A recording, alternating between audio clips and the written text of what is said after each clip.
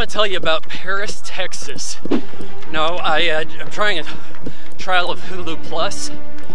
It gives me access to the Criterion Collection, and one of the biggest reasons why I tried this out was they had available for streaming Paris, Texas.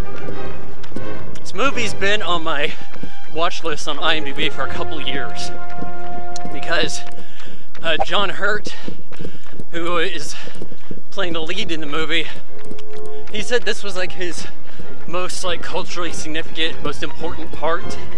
And I'm like, dude, you were an alien. You say this is like your best movie? So I check it out. This movie has a 100% rating on Rotten Tomatoes, and how you achieve that is you have a movie that's decent before Rotten Tomatoes is made. You know, once esoteric enough geeks start looking at it, that's what this movie is. It's like a French-German film made in America. You know, between like Texas and California. This guy's wandering in the desert. He's believed to be dead. He gets picked up by his brother, who is the helper from Quantum Leap. Doesn't want to fly back to California, so they take a road trip. He has to be in the car that they started out in. This is pretty similar to Rain Man at this point. Gets to California, meets up with his brother's wife, and realizes he has a kid who's growing up he hasn't seen in a while. Kind of comes out of his shell, talks a little bit more, hangs out with the kid a little bit. Some nice little moments as he's walking on the street, trying to get the kid to walk home with him. Then he takes a car, goes on a road trip back to Texas with his son, and he's out looking for his wife or his son's mother, depending on how you look at it. Ends up realizing that she donates money to this bank in Houston at the first Monday of each month. So that's what he goes and does. And they spot her in a little Chevy, follow her back to this brothel. Actually, I'm not even sure what it is. It's kind of like a peep show headquarters. He just kind of tells the kid to hang out a little bit in the car. He goes inside, talks to her for a little bit, realizes what else happened to her.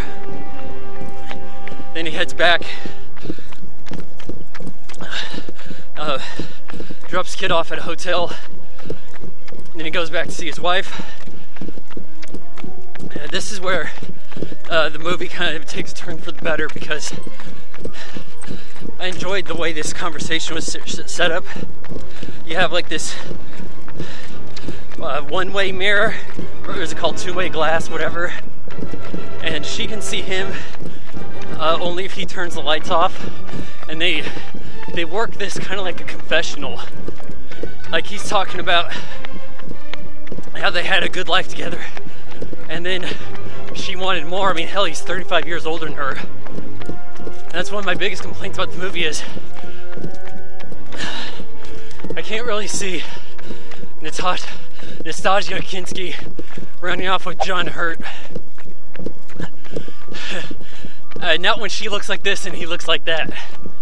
It just doesn't make any sense.